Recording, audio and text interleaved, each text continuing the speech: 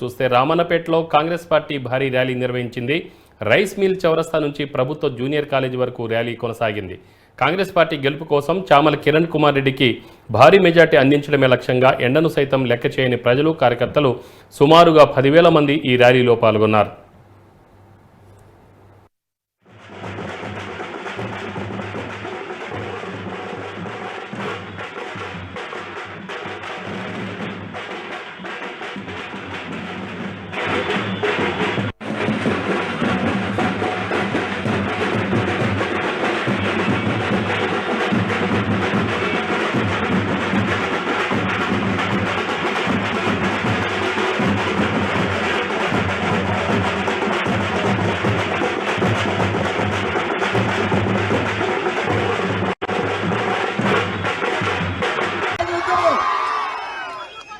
భువనగిరి గడ్డ మీద కాంగ్రెస్ జెండా మూడోసారి ఎగరబోతుంది. మీరందరూ నన్ను ఆశీర్వదించి 2009లో ఆనాడు నన్ను గెలిపించారు. ఆనాడు నేను ఇన్ఛార్జ్ గా ఉంటే సోదరుడు వెంకటరెడ్డి గారిని గెలిపించారు. ఈ రోజు తమ్ముడు చామల కిరణ్ కుమార్ మీరందరూ కూడా ఇక్కడ ఉన్న ప్రతి ఒక్కరు కూడా 15 రోజులు కష్టపడి తమ్ముడిని కూడా ఆశీర్వదిస్తే మేము అన్నదమ్ములం. మాతో పాటు ఒక పిల్లి పోయింది, ఒక గుంటనక్క పోయింది. నకరికల్లా ఒక గుంటనక్క మోసం చేసిపోయింది, అవునా? మరి పిల్లి పోతే నక్క పోతే పులిని తెచ్చుకున్నారా నకరికల్లి ప్రజలు? అది కూడా మామూలు మెజార్టీతో కాదు. నాకు ఈ సంగతి ఎప్పుడో తెలుసు.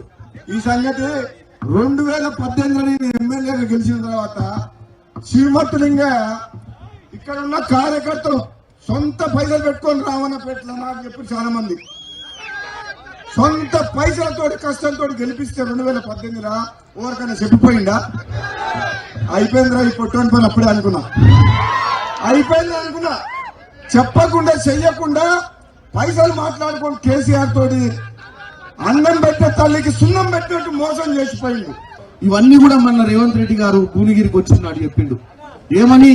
లక్ష్మీనరసింహ సాక్షిగా ఇవన్నీ అతి త్వరలో కంప్లీట్ చేస్తానని ఎమ్మెల్యేల ముందు చెప్పింది. నాకు తెలుసు టీఆర్ఎస్ ప్రభుత్వానికి చిత్తశుద్ధి ఉంటే ఇదో లెక్క కాదు.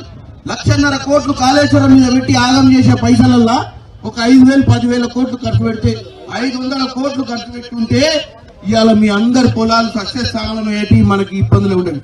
కానీ బీఆర్ఎస్ ప్రభుత్వానికి చిత్తశుద్ధి లేదు. 500 కోట్లు ఖర్చు పెడితే కాలువలైతే కమిషన్లు రావని చెప్పి మన ఆస్తులన్నీ తీసుకుపోయి కాళేశ్వరంలో తలిగేసి పిల్లర్లన్నీ ఊలిపోయినాయి. గతంలో కాంగ్రెస్ పార్టీ కట్టిన నాగార్జున సాగర్ అయిందా అట్ట? గతంలో శ్రీశైలం ప్రాజెక్ట్ అయిందా? ఎందుకంటే మనం ఒక మంచి ఆలోచనతోటి ప్రాజెక్టులు చేస్తాం. అట్నే ఇక్కడ కొద్దిగా రైల్వే స్టేషన్ లో కూడా రైలు లాగుతలేరని చెప్పింది. కోవిడ్ తర్వాత ఇక్కడ ఇబ్బందులు ఉన్నాయి, రైల్వే స్టేషన్ లో రైలు లాగుతలేవని. 100% మనము దీన్ని చర్చకు తీసుకొస్తాం. పార్లమెంట్ లో మనకు కావాల్సినటువంటి రైల్వే స్టేషన్, మీ కనెక్టివిటీ, అలాగే ఈ హైవే కూడా ఈ భువనగిరికి ఈ చిట్యాల మధ్యన హైవేను కూడా డెవలప్ చేయాల్సిన అవసరం ఉంది. అన్ని ఊర్లు పెరిగినాయి కానీ ఇక్కడ ఇంకా సింగిల్ రోడ్డే నడుస్తుంది అక్కడిక్కడ. దీన్ని కూడా డెఫినెట్ గా ముందుకు పోయి పనిచేస్తాం మేము. ఎందుకంటే దీని విషయంలోనే కాదు, హాస్పిటల్, గవర్నమెంట్ హాస్పిటల్ అప్పట్లో ఒక దొర